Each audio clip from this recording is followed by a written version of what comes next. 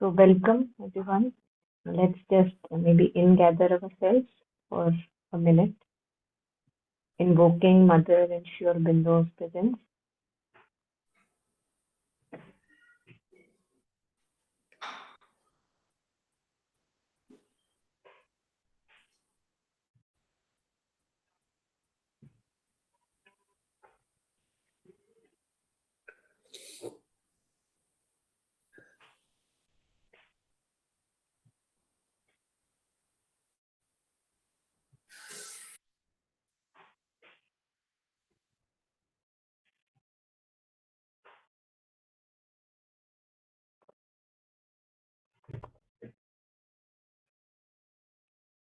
Yeah, so last time we had stopped here,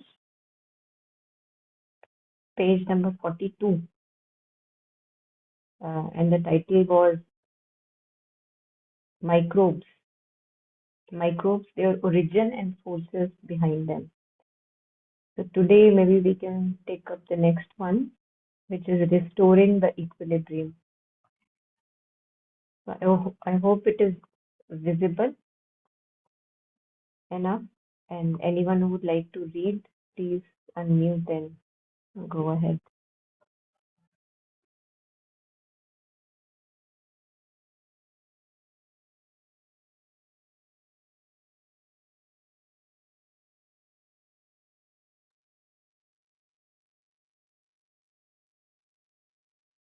Yeah, restoring the equilibrium. Now, this brings us naturally to the cure. All that is very well. We now have the knowledge. So, how to prevent illnesses from coming first of all, and when the illness does occur, to cure it. One may try ordinary means, and sometimes that succeeds. It is usually when the body is convinced that it has been given conditions under which it should be well. It resolves to be well and it is cured. But if your body has not the will, the resolution to recover, you may try whatever you like, it won't be cured. This also I know by experience. For I have known people who could be cured in 5 minutes, even of something considered to be very serious. And I have known people who had an illness that was not fatal, but who cherished it with such persistence that it became fatal. It was impossible to persuade their body to let go of the illness.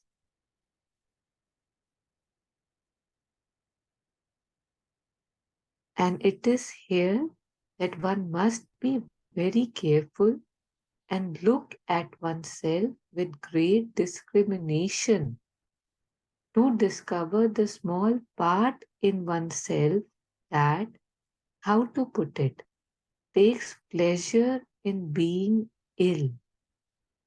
Oh, there are many reasons. There are people who are ill out of spite. There are people who are ill out of hate. There are people who are ill out of despair. There are people. And these movements are nothing formidable. It is quite a small movement in the being. One is vexed and says, "You will see what is going to happen. You will see the consequences of what he has done to me. Let it come. I am going to be ill." One does not say it openly to oneself, for one would scold oneself, but there is something somewhere that thinks in that way. Shall we pause here? I think Yeah. good to pause here. Yeah. Okay. Yeah. Any thoughts? Anyone?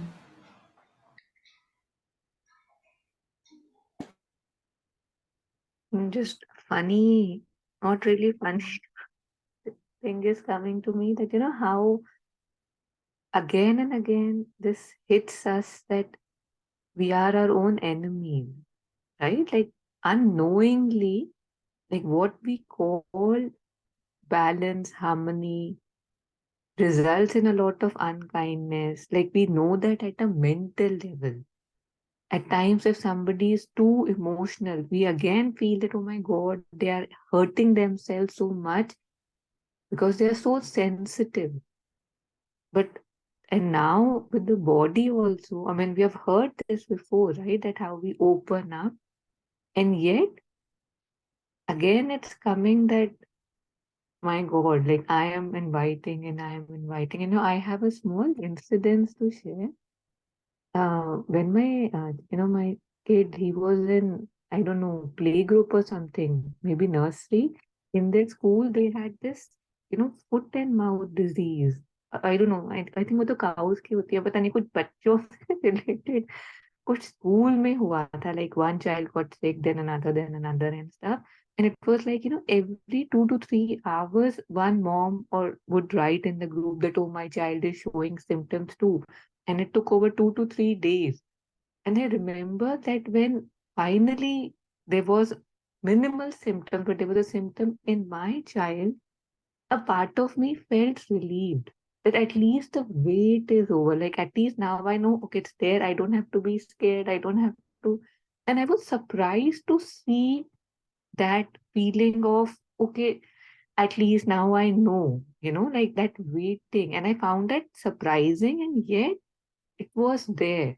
How it says that, how she says that you would not be aware, you would not acknowledge that I am wanting it, right? Like, and if somebody is not well, you tell them that you want it, he'll be like, are you crazy, right? Like, it's not something we would admit, but if and every time I have fallen sick, I was almost every time, like, just I am able to track that, okay, that thought, that want, that slipping, that opening, that curiosity probably opened the door. I could be wrong, but at least there is always something that I did think, do, feel that feels like that bridge, right? Like mother says that then the thing crosses over, right?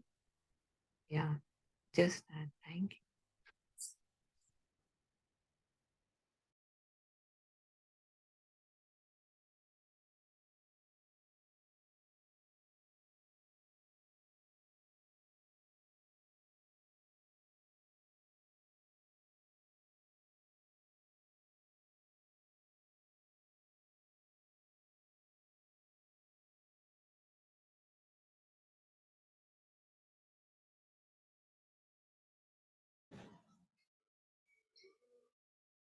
So if not anyone wants to share more, let's maybe go ahead a little, read over again, and then we can take more reflections. So, as Mother says, that I think all of us experience this, that one may try ordinary means and sometimes that succeeds. I think it's an experience of all of us, maybe at several times. And then I think this is quite interesting and to see how in detail it works, the mechanism of it, that it is usually when the body is convinced that it has been given conditions. Now, the body is convinced. It's a different thing that the mind, mental and emotional is convinced, and then there is the consciousness of the body itself, which should be convinced. So, there are many layers here, which at times one may not be aware of, as you were sharing. So it is usually when the body is convinced that it has been given conditions under which it should be well. And I think all of us have our own like idiosyncrasies or whatever, I know one person who, whenever he used to have fever, he had the faith that having a protein shake will cure him. And like milky protein shake, which most of us in fever can't like even look at, but he would have it and he would be okay. Many times he would be okay, of course, not every time, but I think we all have our own uh, some things embedded in our consciousness, which maybe we did as a child, or maybe we have been carrying from even before, that the body knows that okay, I am now here, and with this now I know I will be well. Some may have believe in homeopathy, some may think that one allopathic pill or injection may help. And that's what mother at other locations also shares, that it's only the faith that cures. And again, many incidents where she's prescribing things for the ashram people, and she then talks to the doctor and says that, oh, if that patient has faith in that, then you allow him to use that kind of a procedure or process, to get well. Like the example of Nishikanta, we had once discussed that when he was really very unwell and quite close to his deathbed, almost like full of a bundle of disease, and he just says that, mother, you put your foot on my heart, that's it, I don't want anything else. And he lived a long life after that. He lived many years after that. So so this is how I think all of us can relate, maybe in our own life, how we somehow carry this, one can say also conditioning, that okay, now I know I will be well, and that works. That may work for one, but the same condition may not work for the other one, because the other one may not be convinced about that procedure which is recommended by somebody else. So but if your body has not the will, I think this is also very interesting in terms of emotional being, our vital being, which is always craving attention. It all, we have talked about it several times, that it is so desperately wanting attention that it will just eat the body up and just have that attention. Like the desiring self, the vital, in front, always demanding, asking, wanting approval, wanting validation, and so far it can poke the nose in the body's mechanism, that it says that okay, let the body go down, but I am not going to give up. I want my attention. And we don't get to know, if not for Mother and Sri Aurobindo, I don't know how would we get to know how these things work. And as Taru was sharing, that if we notice carefully, then something we can, it may not be the whole of the issue, it may just be part of the issue, but something, some ill will, some bad thought, something, some opening, we can actually look at it, that yes, that happened, and that may contribute to the illness, to our falling ill. It may not be the whole of it, because I'm very unsure, because many things are on very different levels. So uh, yeah, I can't really totally be sure that that's it, that was the only reason, but that could have contributed. That's what comes again and again with the mother. So to be aware of the vital self in us, I think all of us read words of Mother Sri Aurobindo, so we may have a little of understanding about our emotional being, the one always wanting attention, craving, grasping, wanting to jump at things, and it pokes in the body also, and it distorts the consciousness of body. Mother says about this, that the vital and mental, they poke in the body consciousness, and they body otherwise is a docile instrument, as Mother says, but because of the deformation from mental and vital, it becomes distorted, the docility of the body. So but if your body has not the will, the resolution to recover, you may try whatever you like, it won't be cured. This we also see in many cases where, say for example, a person is going through a kind of a depression, and maybe related to old age or something, and you may try all kind of means to invigorate the person, maybe take him out for shopping, and celebrate some festivities, gather around kids, so that he can have some invigoration to live. But if once it decides that okay, no use of getting back to health again, then it's very, very hard to get the cure back. Yeah. So mother then shares this example that one has known people who could be cured in 5 minutes, even of something considered to be very serious. And I have known people who had an illness that was not fatal, but who cherished it. And I think this cherishing is done by the vital. That, okay, let me be in this state. At least now I will be taken care of. At least now people will look after me. Oh, poor me. Now somebody will give attention. So it really, I mean, it's like a, I don't know, as you were sharing that we are our own enemy. So it comes again and again.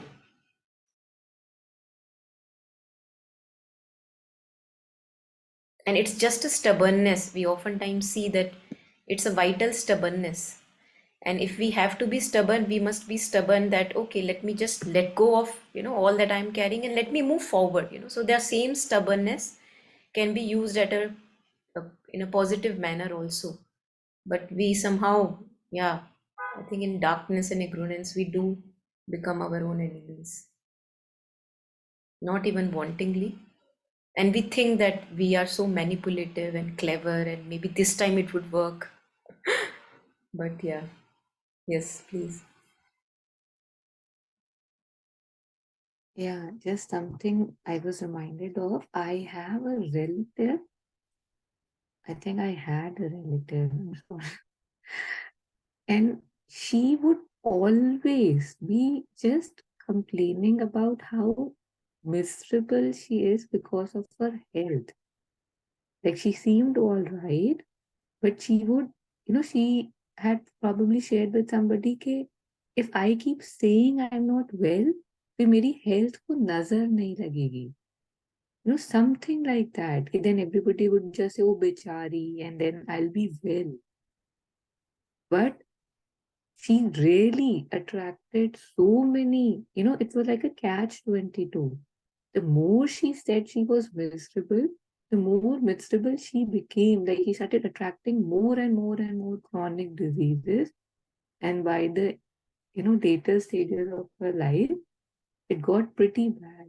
And it's like whatever she had been saying since her youth did become her reality by slowly. Like, so this factor is also there that nazar, okay, let me say it so that it, I mean, just our brains, like she must have picked it somewhere. And this thing about, how sometimes then, I don't know, mostly movies and serials I have seen that the doctor is saying कि उसने will छोड़ दिया, right? Like now things look really bleak. So this, I mean, it's like, we are reading it from the mother. And yet, if we look at just basic stuff, like that's why I said movies, like even they know that how important the will is to put it in the scene, कि will छोड़ दिया. And I was also, reminded, that case Nirbhaya, the girl who had, was assaulted by a lot of men and stuff, and her story really outshined. And one of the reasons I felt it really outshined because she did not leave the will. Like by till the end, she was like, no, I want to, punish them. I want to live. I want to live. And usually in these circumstances, because of, the trauma or the embarrassment of what has happened to me, most victims are like, I want to die, just kill me. So that opposition that I want to live and this is not okay, I felt was one of the things that shocked people and they felt the hurt more, like such a young person with such a zeal to live was taken there. So this, yeah, thank you.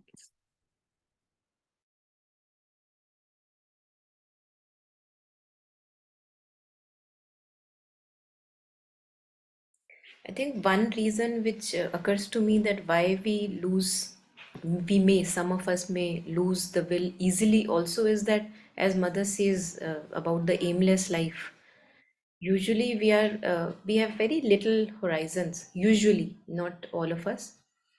And when, for example, as parents, you see that okay, your children are settled now, you don't have much to look forward in life.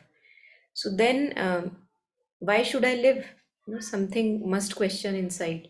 But if that's why I think if we offer ourselves for some higher work in whatever little way each one of us can, then the question of passing away, I think, or not passing away, then becomes like secondary, because as long as the divine wants to be, me to have living, I will be living happily.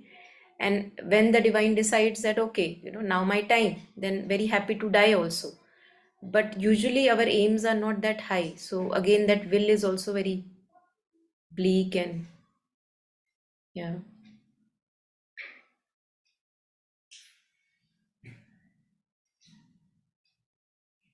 and also fear is there. I think fear is also there whenever many things, I think, coming together.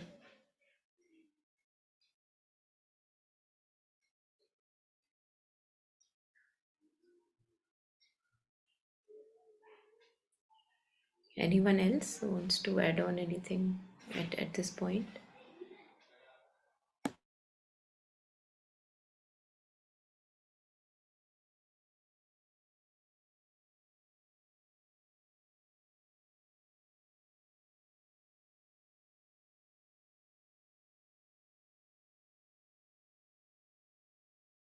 One more thing which I was reminded of here is that many a times, we have heard of many stories also where uh, it is also recommended that, for example, if a person has some debilitating illness or cancer or anything like that, not to too much obsess that it is only the illness that one has in life now, that is on forefront.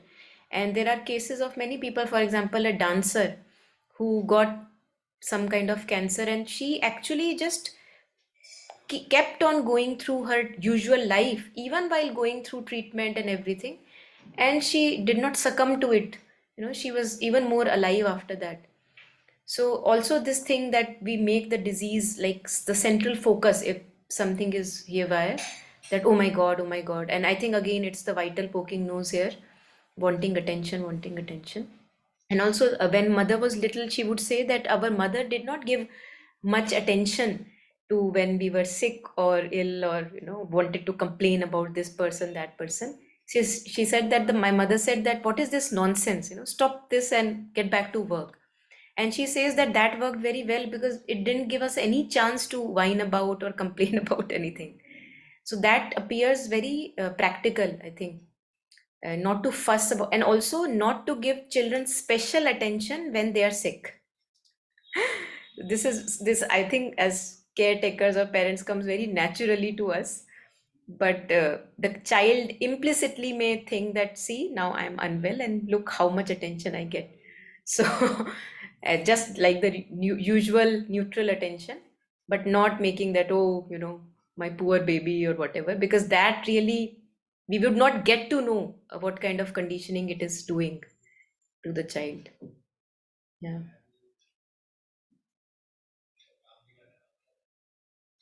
It sounds at times maybe harsh a bit that somebody is unwell and you're not really pampering them. But I think for longer term, it's a benefit only that one doesn't like to fall ill anymore. Yeah. So just got reminded of that. Yeah. So this one, I think we can go over it again. Yeah, I think this one, Taru touched upon a little bit, that one must be very careful, look at oneself to discover, and with great discrimination, like very objective. Because if I'm not objective and attached to this or that part in my being, then I won't be able to really, I would be blinded by that attachment. So I won't be able to really look at it objectively, like a scientist with curiosity looks, something that he wants to uh, discover or look at. So, with great discrimination, to discover the small part in oneself that takes pleasure in being ill. So if we are honest, if we are sincere, many times we may just be able to find that part, as was shared in the beginning, that is taking pleasure in being ill.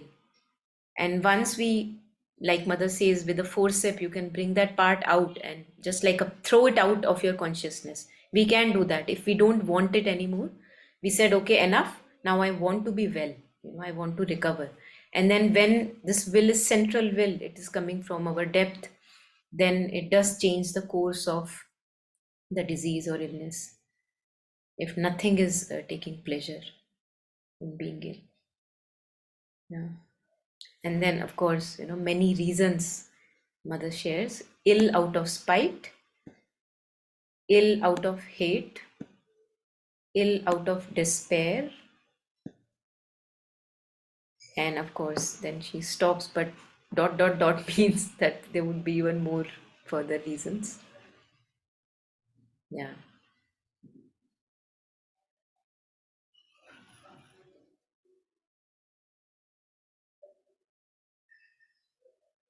So, Monica, Yes. can you please explain these lines? I don't understand. Which You one? will, this one, you will see what is going to happen. Who's saying to whom? I don't understand. So, So I think mother is referring to that little movement. For example, if there is a vital emotional being poking in with the body, and it wants some attention, or some, it has gotten some insult, some rejection has come, and it is not feeling quite well. So now it kind of, as a, one can say, like a revenge, it says that you will see now what is going to happen. I would not be well. This is the vital interfering with the body consciousness. So you will see now, I'm not going to be well. You will see the consequences of what he has done to me. Let it come. I am going to be ill. So again, as we were discussing earlier, that the but this vital, is punishing. yes, yes, yes. This is So punishing ourselves, no? this is punishing ourselves. I think then we don't realize, when I'm living identified with the vital self, Oh, then I don't realize that I'm punishing myself. You're right. We don't realize it. Yeah. see, the mother, actually, my throat is very bad. Can Yeah. you hear me? Yes, we can. We can. Don't Yeah. stretch it too far. Yes, we can. Yeah. So, mother, has put dot, dot, dot here. Hmm. So, this happened to me, 4 days back. We went to Pondicherry for mother's birthday. And, we didn't get the accommodation in the guest houses. So, we stayed outside somewhere. So, we were eating somewhere, but the surrounding was not very pleasing. There was lot of noise, the common hotel in Pondicherry. So we went for lunch, and whatever we asked, that person was saying, no, I don't have, no, I don't have. So that itself, I was not very comfortable with that. The place was so full of noise and it was dirty, without my knowledge. My body started, shaking inside. Some disgust, something was, I didn't like, it was not very pleasing. So immediately after eating my lunch, I was not feeling good. And the same thing happened the very next day also. Fully my throat and my, whole, I got fever. My throat is fully gone. So I suffered, even now I'm not all right fully. But yesterday, day before yesterday, I was running very high temperature. So I could feel, I was not able to think of the mother or anything. But, something was, I could feel that something is pressing me. Then in the whole night, I was running very high temperature in spite of taking paracetamol. And early morning, I got up and I just sat and asked myself, what has happened to you? Why are you behaving like this? Then I thought, no, I am going out of this path. Don't try to take me out of this path. I don't want to forget the Mother and Sri Aurobindo. I want to remember them even if I am not well. But body, please cooperate with me. I just spoke to my body. After that, little bit the fever came down. And after some time, when I was, lying down, I found out this disgust which gave me this fever and throat. It's beautiful, something in my mind was not accepting the food. Yeah, It's a beautiful beautiful, observation. Yeah. yeah. So even now, as you said, something, in our vital wants to be sick, wants to get attention. So I was asking my body, please, body, don't lie down like this. This is not the place. Today, yesterday night, we came back to Bangalore, and after coming home, I'm feeling much better now. At least I'm able to cook, and I'm doing all my what I have to do, my routine. But still, I'm telling my body, please don't behave like this. It's not right. So the passage which we read is very, I'm able to um, resonate with it so well. When you said ... then I thought this disgust also can come there. Yeah, that's very true. Very true. Yeah, thank you for Yeah, sharing. I ... that gave life to that ... what you yeah, just yeah, shared. And yeah. Mothers talks about this, that these kind of movements in us, which all of us have, they kind of make a crack in that nervous envelope that Mother talks about. Hmm. And then we become more vulnerable and open Yeah, yeah. to any, yeah. But another observation, sorry, Mm. I'll take 2 more Please minutes. go ahead. Yeah, please. Yeah, and 15 days back, last month, 4th or 5th, again we went out somewhere, and I went to washroom. I couldn't get up from the washroom. Something uh, severe pain in my right leg, and somehow managed, and I came out. After coming home, again I felt I was not feeling well for 3-4 days. So the doctor checked, and he said, you check your vitamin D, B12, calcium, everything. So we checked, everything is low now. So since a month, I'm not keeping well. I'm down. For whatever I do, I'm not able to be myself. Even I'm not able to concentrate on the mother or read or write. My translation is just, and I'm not able to touch it. My mind is not going there. My concentration is not there. So maybe there is, if you go outside, I'm just, maybe if I'm wrong, I don't know. You can guide me.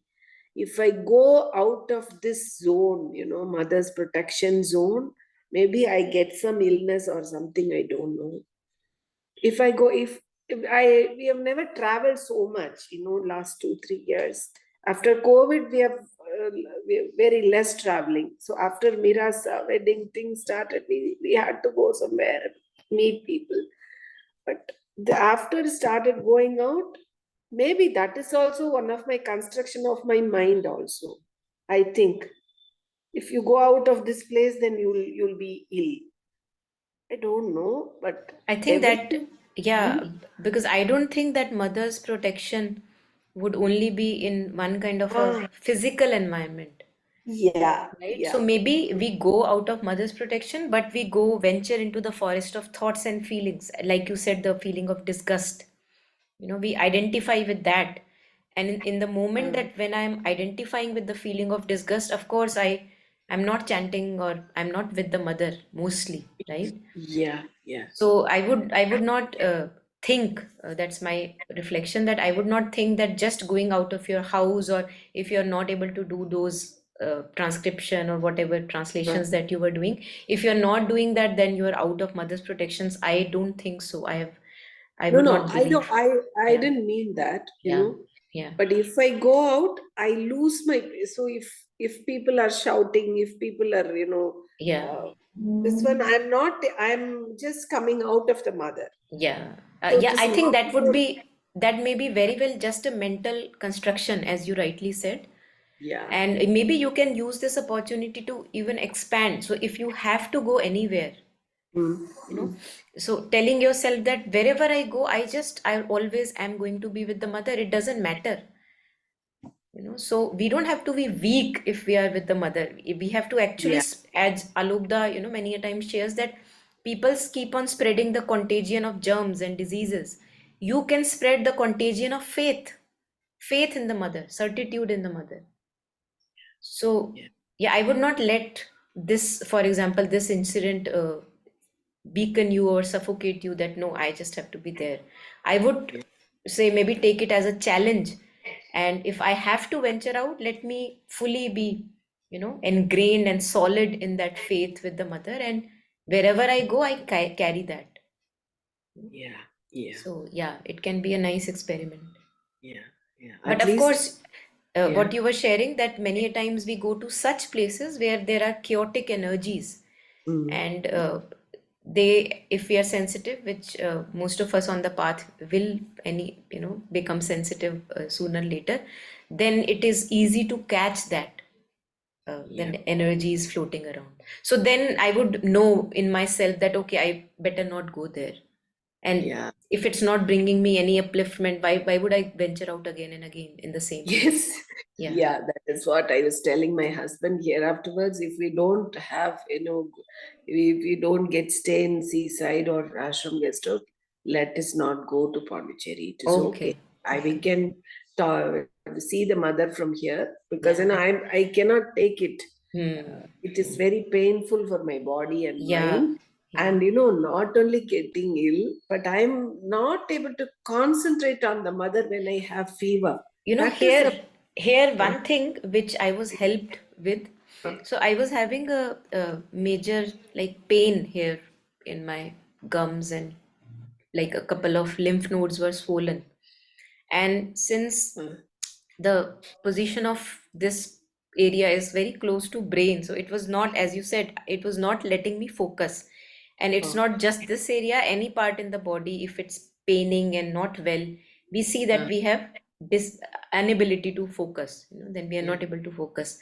Now what Jetsunma shared, she shared that when you have any physical pain which is not letting you concentrate on any divine name or wherever you usually concentrate, say breath or anything, so make that pain that object of your meditation.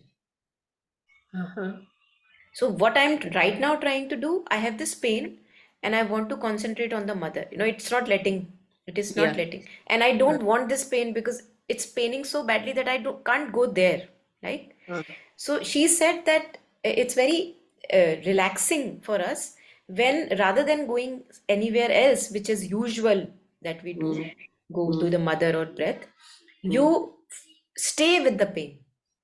Just breathe through it and make pain your object of meditation, just like we make mother's name or breath our object of meditation. Oh, okay. So that was Oh, very helpful because then we don't have to fight. oh, okay, okay. Then Beautiful. I don't have to say that, oh, when will I get, well, Uh, because I'm not able to concentrate. So then she uh, said that you can actually make use of the physical pain as meditation only. You're just now meditating pain as an object. okay. Oh, this is beautiful. So Yeah. now I remember my father saying he used to get, this headache. Hmm. And every time he will not take any medicine, he will just go outside and sit in the natural breeze. He will say, how beautiful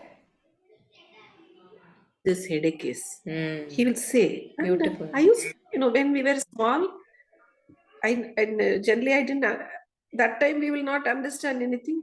Appa, why are you saying headache is beautiful? Hmm. Then he used to say, no, Amma, you have to concentrate on your headache. I Beautiful. Beautiful. so now, okay, okay, this is beautiful. Yes. Thank you so much, Thank Monica. you. Yeah. Okay. So for me, it also came as a very good help when I heard that wow, I don't have to focus anywhere else. I can just, focus on this, what I have right now. Yeah. Beautiful. Yeah. Yeah.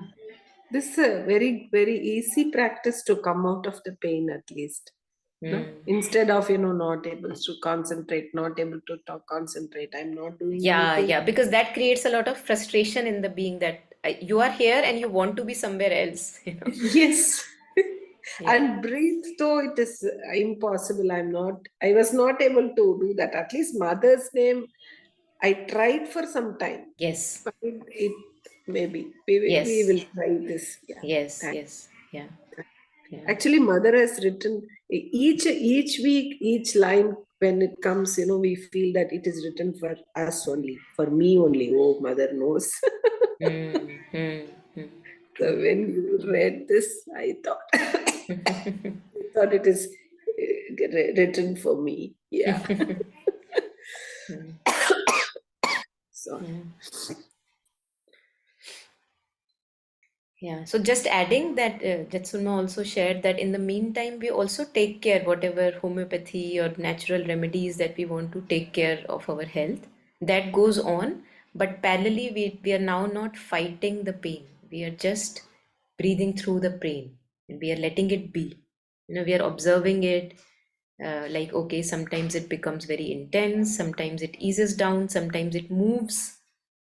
Uh, Sometimes it becomes throbbing, sometimes piercing. So we can observe these movements rather than wanting it to go away and why are you here? So that eases down. And I think all of us have to do our own experiment to see how it works. Yeah. So, yeah, anything here? Anyone before we take up a few lines ahead?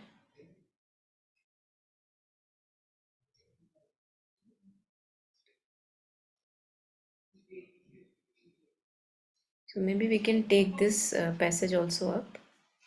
This one. Yeah, anyone would like to read?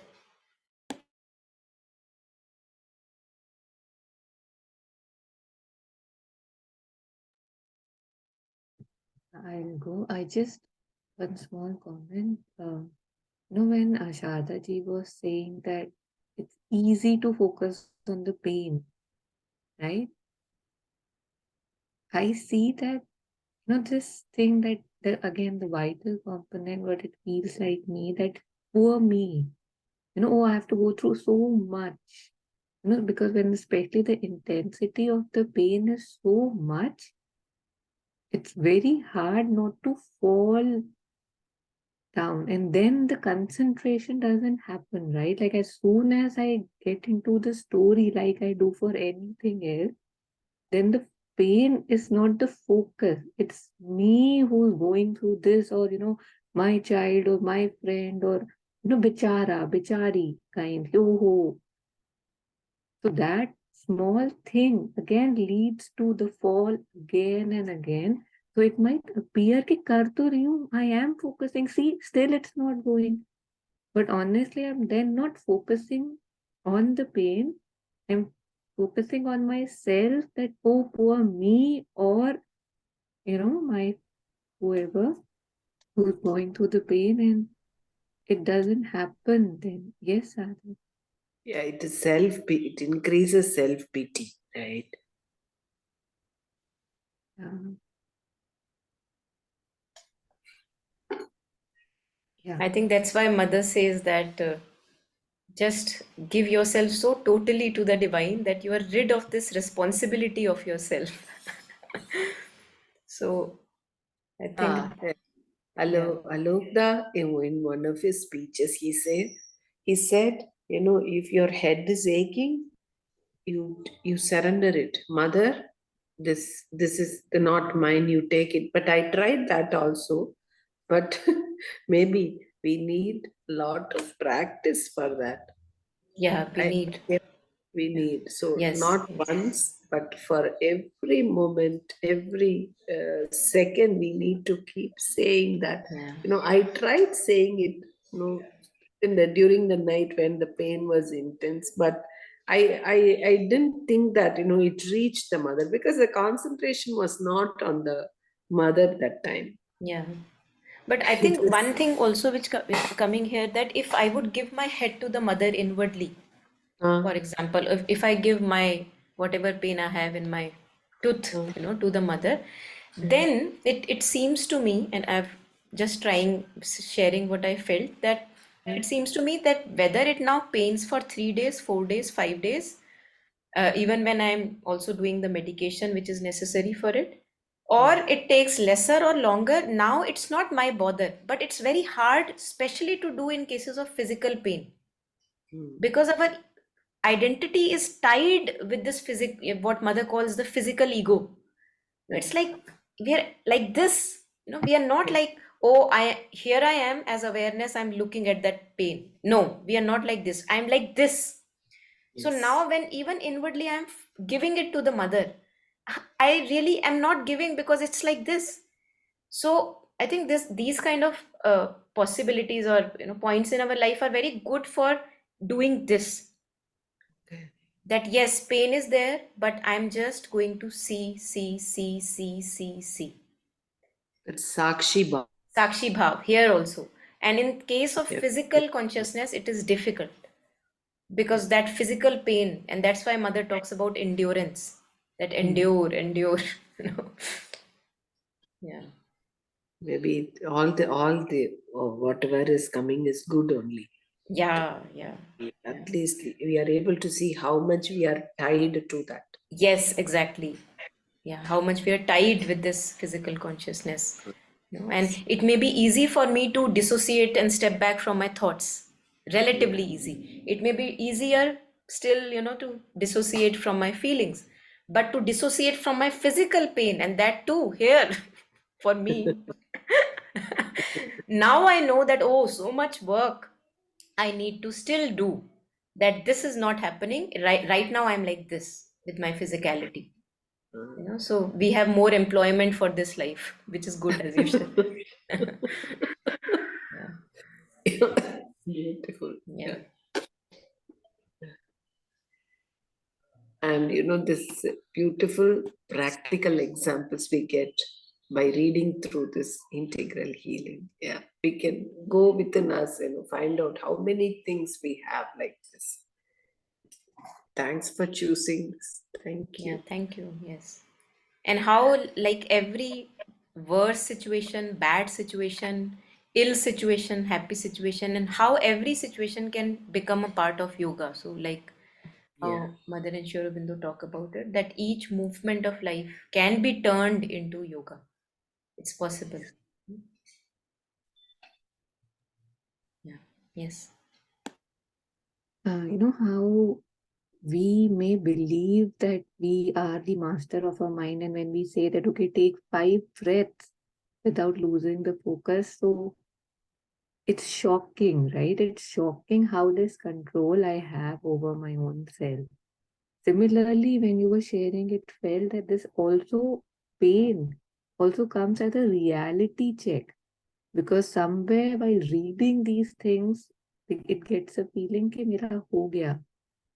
And one thing, and I go crying, wincing, oh my God, it's hurting. And there's something about pain which is very real. Like it's very like, I don't know what word to use. And we had shared here once that I think it was Dr. Debu, right, who had mentioned from Pondicherry that he's an eye doctor, that people might have gone blind, almost blind in an eye, and they would come to me after 6 months, 8 months, and I would ask them, "Pehle kyun nahi aaye?"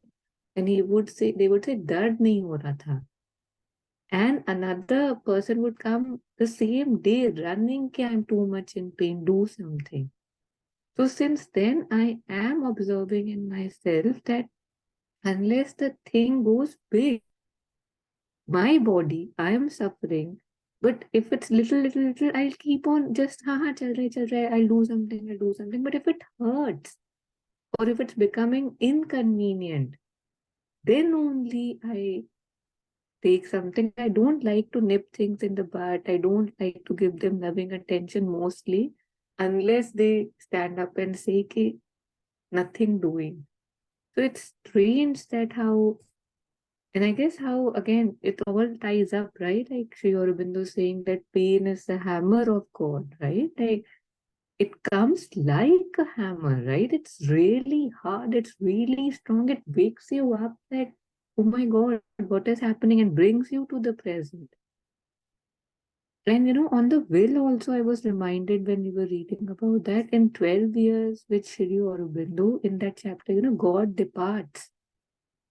How he had mentioned that Sri Aurobindo had made up his mind, right, that now he'll leave his body, and how Mother had later said that, he hid it even from me, because if I had known, I would have not let him.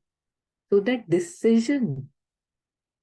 And in that book, Death, Dying and Beyond by Alokda, in which he has compiled through various masters and mystics, in that too, he had very strongly mentioned that if you are in connection with yourself, like if you are present, a bit mindful, death is in your control. Like there have been cases in which it has tried to approach, and the being has said, not yet, not today.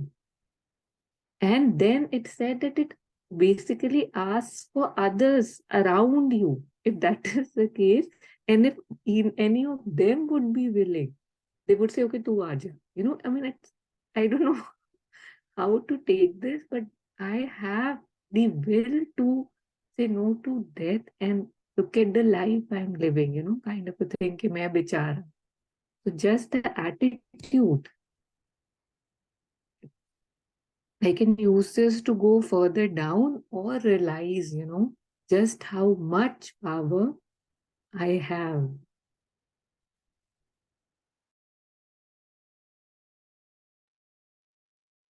Hey, so just one thing.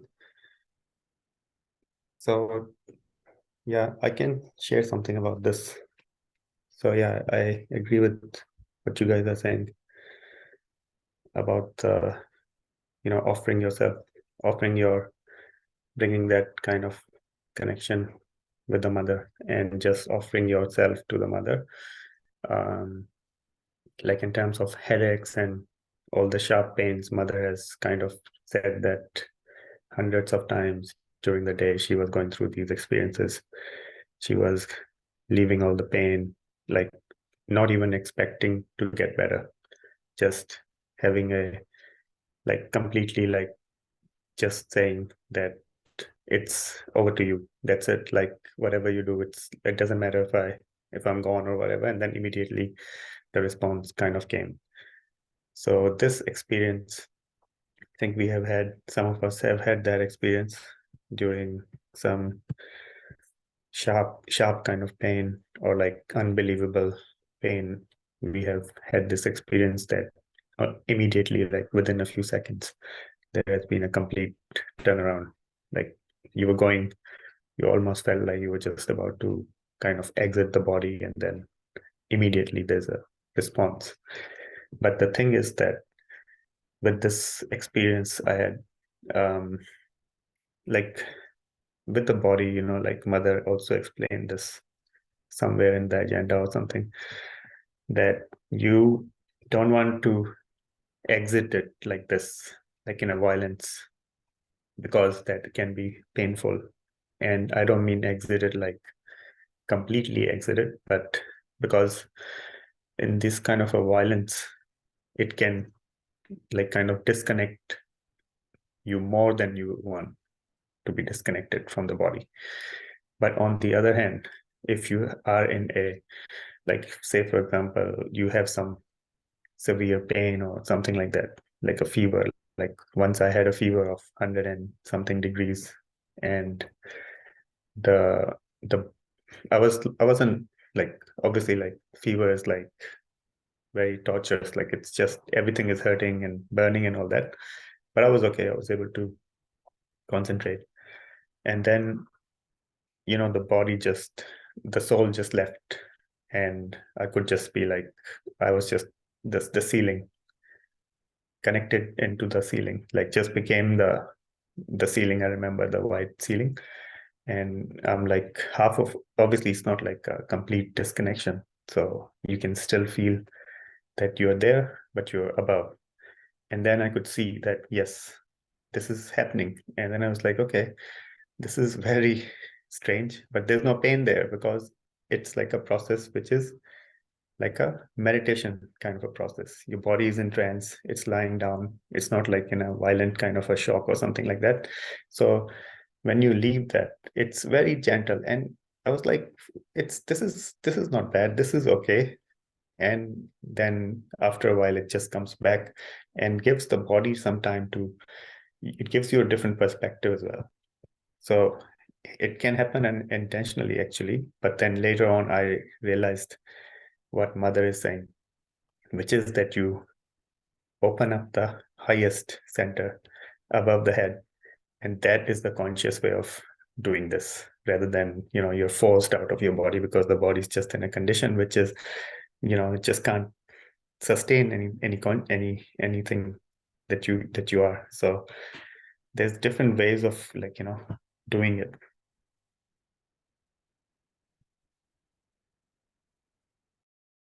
Yeah, beautiful. Thank you for sharing that. Yes. It's really amazing how many are our possibilities, and where we keep on hanging. Really.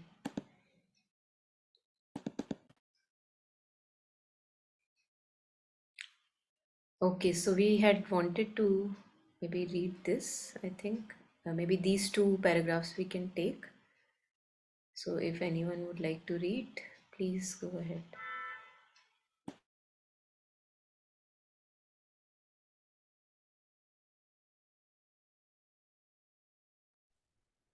I'll read. So there are two things you have to do when you have discovered the disorder, the disharmony, big or small. First, we said that this disharmony creates a kind of tremor and a lack of peace in the physical being, in the body. It is kind of fever. It is a kind of fever, even if the fever is not general. There are small localized fevers. There are people who get restless. So the first thing to do is to calm oneself, bring peace, quiet, relaxation with a total confidence into this little corner, not necessarily into the whole body. Afterwards, you see what is the cause of the disorder. You look. There are many, but still you try to find out approximately the cause of this disorder, and through the pressure of light and knowledge and spiritual force, you re-establish the harmony, the proper functioning. And if the ailing part is receptive, if it does not offer any obstinate resistance, you can be cured in a few seconds.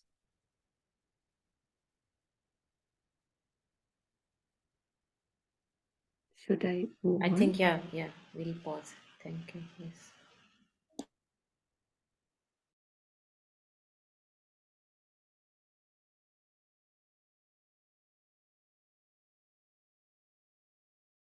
I think first thing is to be aware, as Mother says, to become conscious of each and every ripple in our being. So if something has moved, or there is a disharmony somewhere, a restlessness in some part of my being, it may be heart, it may be one of my organs, if we are conscious enough of our organs. It may be my mind, where some kind of a restlessness has started now. And if I become conscious, so first, I think first step we can't do without, the rest of steps cannot happen without that. So first I have to catch the thing at the very first instance. when that is entering or has entered, and I've felt that disturbance. So it's like I often relate it with how for measuring earthquakes we have a richer scale, and it would depend on the quality of that scale, that how, even if it's a little tremor, but it will give us a spike, so it notices that spike. So that kind of awareness, I must have, consciousness I must have, uh, if I want to experiment with this. So first, when you have discovered the disorder, disharmony, whether it's a big or small disharmony, so first mother says that it creates like kind of a tremor. So to be so conscious that I notice this tremor, we often skip it because we are lost in our thoughts and feelings most of the times. And that is the uh, like a gift of being present in the present moment, the mind in the home in its body, and not lost in forest of thoughts and feelings, that I get to know about the tremors. And once you get to know the tremor and lack of peace in the physical being, and mother relates it with fever, that in fever also there is like a restlessness which is there, something is out of order if we have closely being with our fever. And then mother talks about localized fevers, that it's not that the whole body is feverish, just that one little portion is not feeling well, it's feverish. So, and I think this is a very beautiful example to experiment with ourselves, because it may bring out a lot of revelations for us, that whether I'm able to do it, at times I'm able to do it, when I'm not able to do it. The first thing to do is to calm oneself, bring peace, quiet, relaxation. I think again, very important, relaxation, because we usually become too tense whenever pain is there or fever is there. We become tense, that oh my god, what's happening. So to be relaxed, and yet to bring that quality of calm, quiet. This, I wonder if this can happen if we have not been practicing otherwise in our good days also. I wonder, but I'm not sure, but I do wonder about this, that if I'm okay days, in the okay days I'm not practicing bringing stillness and calm consciously in my being, would I be able to do it when it's intense? So just leaving it there with a total confidence into this little corner wherever the pain is or the feverish feeling is. And afterwards you see what is the cause of the disorder. So one may get to know some vital movement, mental movement, some physical thing that happened because of which you are having that feverish or restless feeling. And then mother says that still there are many causes, but still if you try to find out approximately the cause of disorder, and through the pressure of light, knowledge, and spiritual force, again I believe that I must be practicing when I am well. I must be practicing opening myself to what, like Arpit was sharing, opening myself to higher light, just being an open receptacle, so that in the middle of this turmoil, when it is happening in my physical being, I can again try to be open, receptive to the higher force, stillness, calm, peace, and light. Then you, with that opening, pressure, because when we are open, then you feel the pressure. We, all of us who have experimented with this, we would know that when we consciously open ourselves, like a flower opens itself to the sunlight, when we open ourselves, not wanting to pull anything from above, but we just open, like mother, just like an open still mirror, I'm just opening myself to your force and light. Then we feel the pressure from above. And mother says that with that pressure of light, knowledge, and force, you re-establish the harmony. This is possible. And I think we can try this specifically in the beginning for the milder things, like where our focus is not that much lost. It really works well, especially in the beginning for the milder things. Because if I try to do it with intense pain or something, it may not yield good results. But still, it would be an experiment for me.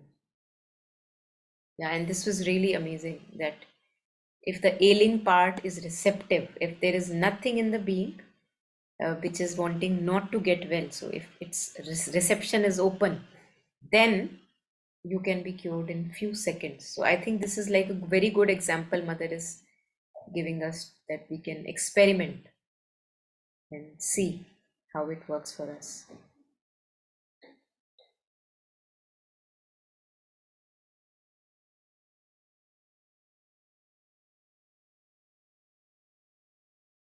So bringing stillness and immobility in that particular part of the body, uh, it helps to settle down those restless energies that are going up and down and up and down in that part. And like Mother says, just saying, keep quiet, be hush, keep quiet. Yes, Arpit, please go ahead. Yes, this has been very, very strikingly important for me to, do this. This is something which Aurobindo also pointed out in his letters on yoga. And, he mentions in many letters that in illness and curing illnesses, that if you establish that peace, that absolute peace, right down to the very cells, and then in absolute peace, the absolute force can, or the absolute power can do the work. But if there is any kind of agitation, then it's a little bit difficult for the force to do the work. So the wideness in the cells themselves, the physical consciousness expanding all the way to, like, for example, Mother said that, imagine like or like when you go in the nature, you can connect with the landscape, or the sea or the sky, and then you literally can, like, connect with it, touch that in your physical consciousness, and that allows the force to descend. And that this force is not something that's going to give you trouble, because this is the force of the divine consciousness. That kind of force will be able to kind of heal you, I think. At least that's what it feels like. But sometimes the force can, there's different types of forces which the bodies may not be able to handle. Sometimes, you're pulling the force down. That can be a problem. And the other thing was that, like, in my experience, I just remembered that, so because before I read Mother and Sri Aurobindo, I was just like taken out of my body, and it was like, I just left it because it was getting too toxic or something like that, and I wasn't able to deal with it.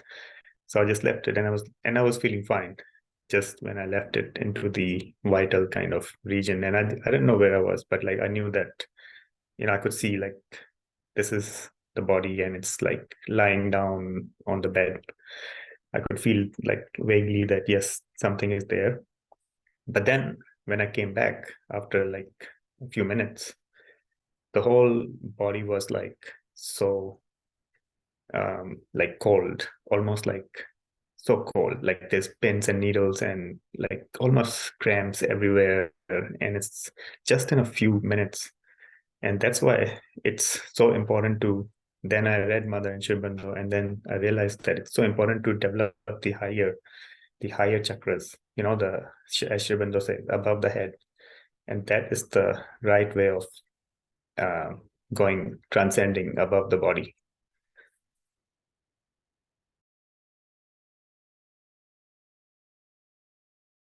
Yeah.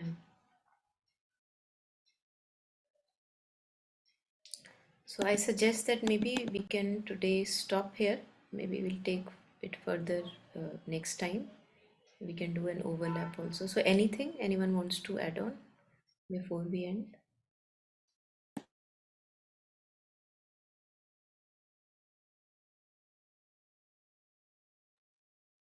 Yeah, on the same lines, when it says like how parts get localized fevers,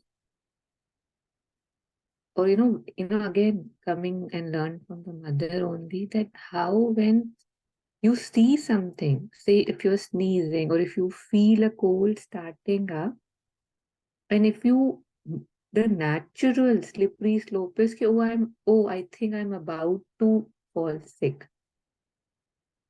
That has, again, just talking about me, that was the natural course of event कि हाँ समझ आ गया कि अच्छा, the process has started, you accept it. But since mother's text, when she says that as soon as you see it, you reject it, you get yourself busy, kind of a thing. So, and I have seen it, like it's miraculous mostly. I mean, there are times, obviously, when I have not been able to do it, but these small movements, when they begin and you catch them, like you see this restlessness somewhere, and it is immediately followed by a fear. कि, "Oh, फिर से हो रहा है, मतलब," and it just opens up, right? It's like that slope, a slide you give to that thing. Okay, come, I'm all ready. I'm afraid, I'm scared, I'm restless, come. So now the ground has been laid so that they can come and do their dances. But if you just reject and you just, I would not say distract, matlab, honestly, if you just go for things which are always there, bigger things to occupy your mind and not dance with those thoughts, it just, it's like after 3 hours, you would remember that where is that sneezy feeling, right? Where is that restlessness? And with fear also, I've seen that when it tries to come, and if you just sit that, how many times have I had this? Okay, it'll take, even if it had to, it would take, and then in the sense, the fear is really hollow most of the time, and we have seen that. So again, just because we are talking about, how illness and pain, it brings a fear, right? It brings that, oh, fear, say, I'll have to suffer, or the person has to suffer. But again, reminding that even if it has to suffer, body has such amazing power to heal, and it catches it again, just without the doubt, without any ifs and buts. It is the truth that if you do it, you will see that it just, and you are like that, okay, it went. Oh, and then you can say, oh, maybe it wasn't coming, I was wrong and stuff. We always like to this, take credit away from these small gestures of, not gesture, but movements of recognition and the power that I have. But it is definitely there. Thank you.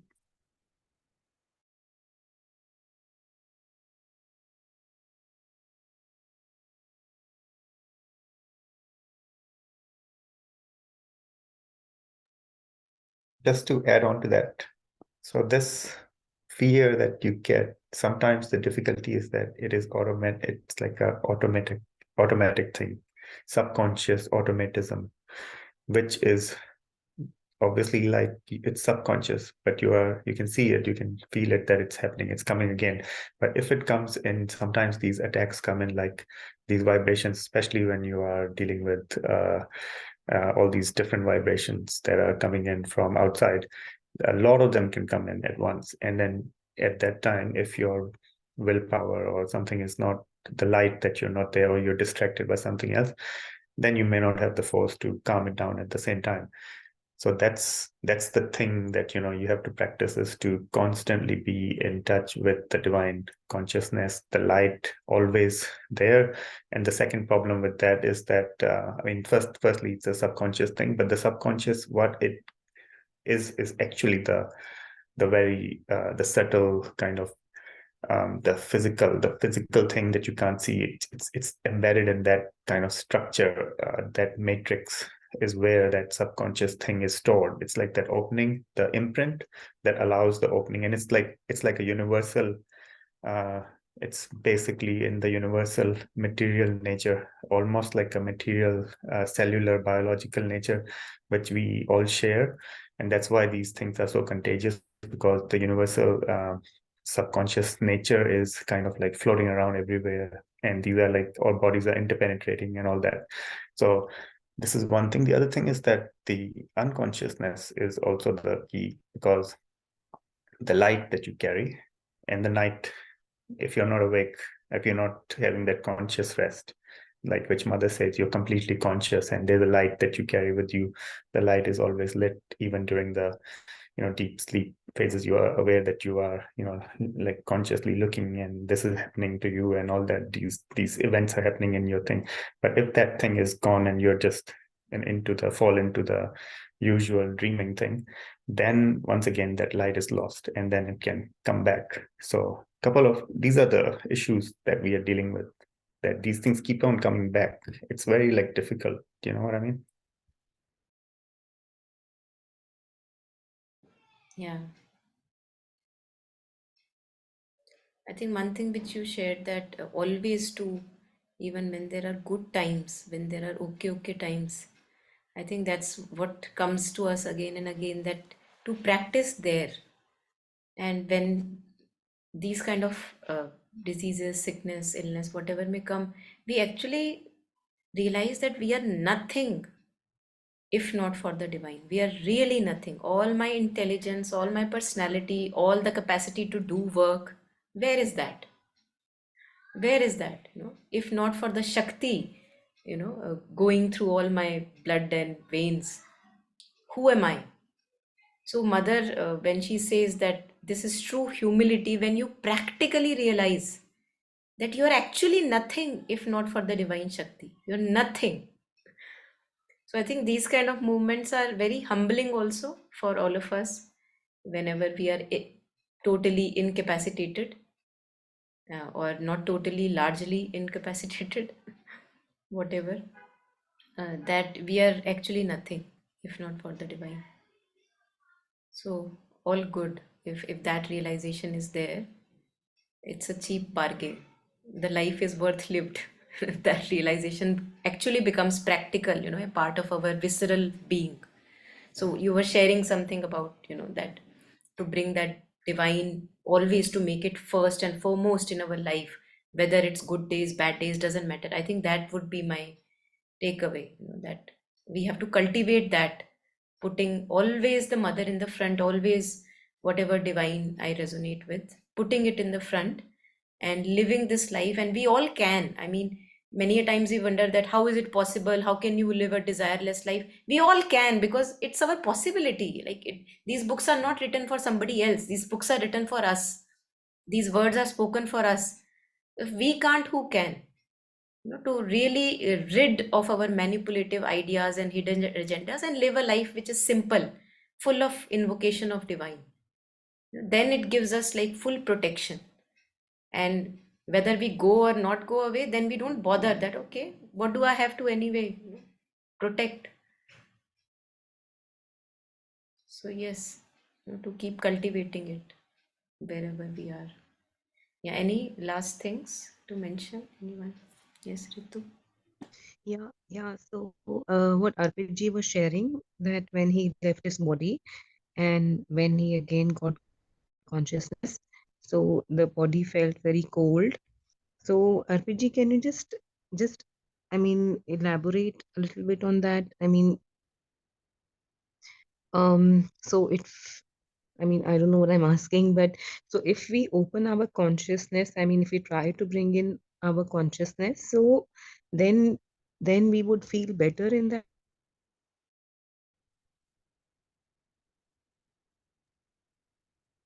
body. No, this is like an experience which I had before I read Mother and Sri Aurobindo. I wasn't very like thinking about it too much. It was more like a instantaneous thing that I experienced.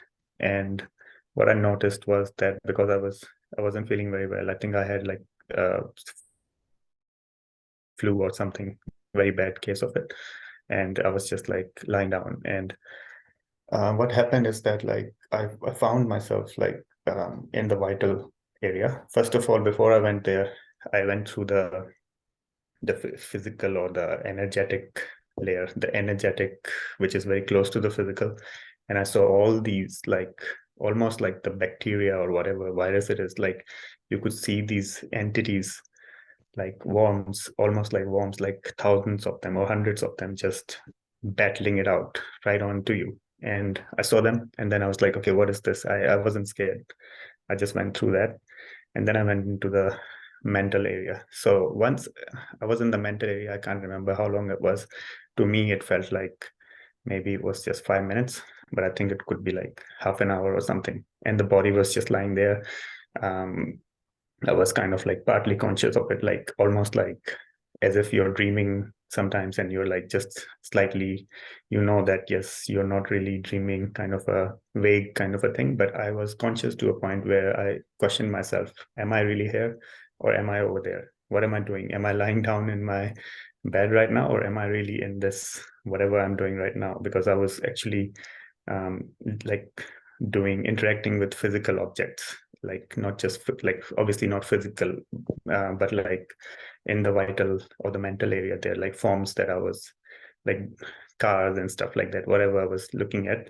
So then I was questioning, and then as soon as I questioned, I got the sense that yes, I was actually lying down, and then I slowly entered the body. But I think because the time it took and because I wasn't prepared, like there wasn't any yogic preparation for these kinds of things. So what happens is that the body was kind of left, it was already not feeling too well, and then it was left in that state. So it's like without going into much detail, it's basically gets very cold, and it was like very hard to kind of wake up from, like just to move again. It took a long time just to kind of it felt like it was kind of like almost a little bit dead almost. And this is something which I later on found out that happens quite regularly to some people who do these kinds of trances, go into these trance states, because the body needs to be prepared. It needs to be there's to be a process of cleansing and detoxification and getting it into the right state, so that even in that hibernation kind of state, it's able to maintain the flexibility and all the the bioelectricity and everything in the body is at optimum level, so that when the consciousness is removed, it doesn't go fall back into that kind of a complete cold kind of a state. So yeah, it was like very difficult to, like it was almost like you can see, like you can feel like paralysis type of a thing. So I was feeling all sorts of kind of paralysis and all that. So yeah, it was a very strange situation. But after that, I've done like other practices where, as I said, you have to open the highest chakra, which is the above the body. And if you develop that, then you don't actually need to leave the body or in that kind of a state into like a half dead state. You can be sitting in your meditative pose, and you could just be sitting upright and just experience all that, which is what Sri Aurobindo pointed out. You don't need to leave the body to experience the spiritual ranges. So that's the main thing.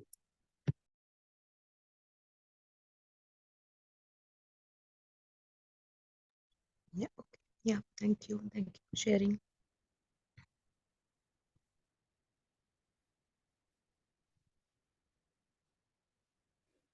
Yeah, any last comments? Anyone else?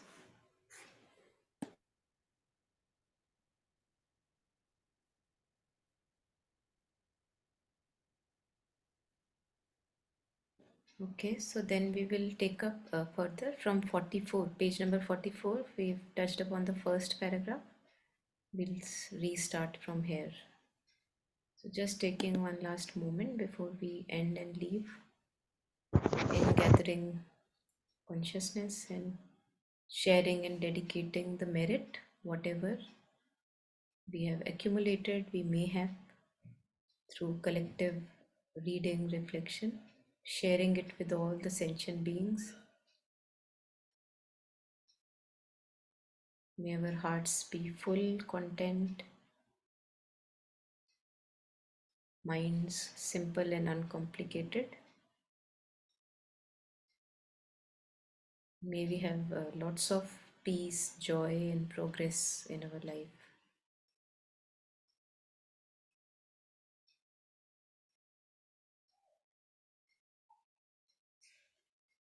May all the benefits from our sadhana, whatever it is, how little, how more, doesn't matter, may it be shared with all of the beings.